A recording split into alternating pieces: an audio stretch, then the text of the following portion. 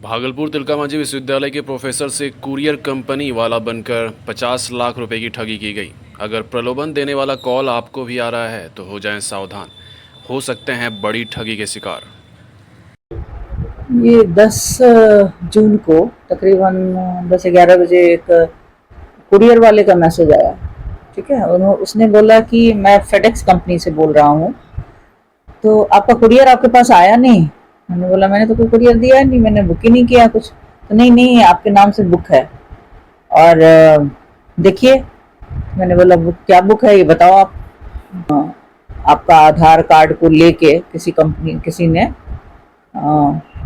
Book किया है।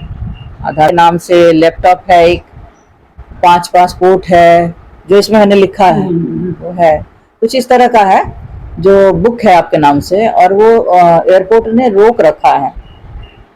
हाँ, मोबाइल, एक लैपटॉप है और 5 पासपोर्ट है, इसको वो उन्होंने रोक रखा है।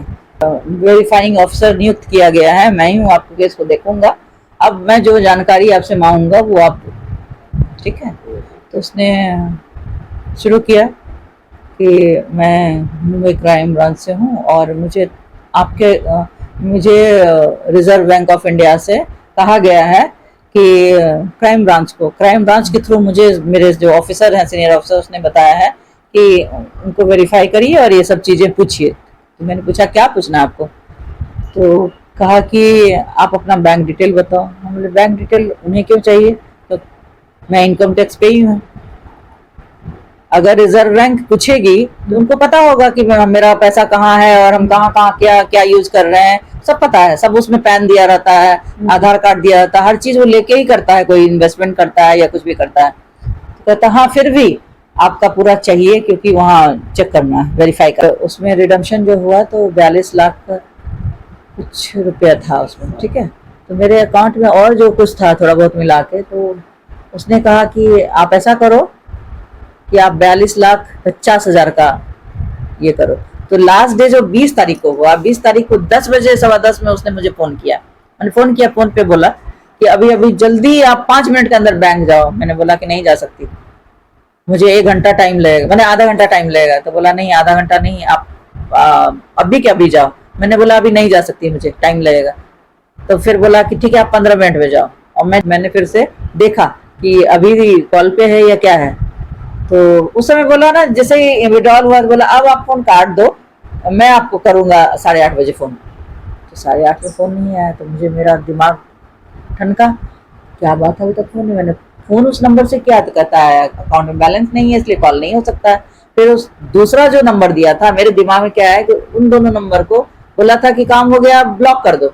मैंने उसको अनब्लॉक दोनों नंबर को किया, दोनों नंबर से कॉल किया, और जब ट्रू कॉलर में देखा तो एक पता नहीं कोई पूनम नाम की और एक और कुछ दिखा रहा था। तो फॉर्म लेते आए, एक उसने बोला था कि जो स्टेटमेंट दे दिए थे पहले वो करके 11 को ही, स्टेटमेंट से वो स्टेटमेंट मैंने उसको भेज दिया। तो वो बोला कि भेजो। अभी भेजा तो उसमें कुछ उतना अमाउंट नहीं आ रहा था, लेकिन थोड़ा अमाउंट आ रहा था। वो एक SIP का दिया था, दूसरे SIP का नहीं दिया था।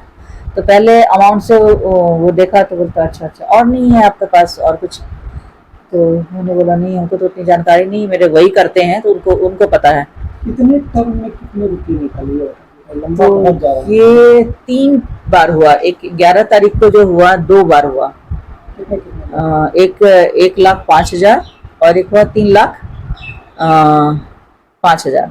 ठीक है, ये 2 हुआ जो 11 को हुआ। ठीक है, उसके बाद अगला हुआ, इस बीच में 2 दिन छुट्टी हो गई। तो वो स्टॉप तो करवा दिया। वो आए, मेरे से साइन कराए एजेंट 12 तारीख को, और साइन करके वो लेके चले गए, स्टॉप हो गया। लेकिन पैसा नहीं आया। वो 3 दिन बाद मेरे से पूछता है 15, 16, 17 तारीख को कि अभी तक आया नहीं। मैंने बोला छुट्टी थी, स्टॉप तो मैंने करवा दिया था। नहीं, स्टॉप नहीं कराना, बल्कि उसका मुझे पैसा बोलो उसका अकाउंट में ट्रांसफर करे और रिडीम करे उसको। फिर मैंने उसको फोन किया, फिर वो आया और फिर तब वो जाके वो रिडीम किया। तो रिडीम में जो मैसेज आया, बोला मैसेज मुझे दिखाओ। तो मैंने उसको दिखाया, पैसा आ गया। मैंने बोला नहीं, पैसा नहीं आया।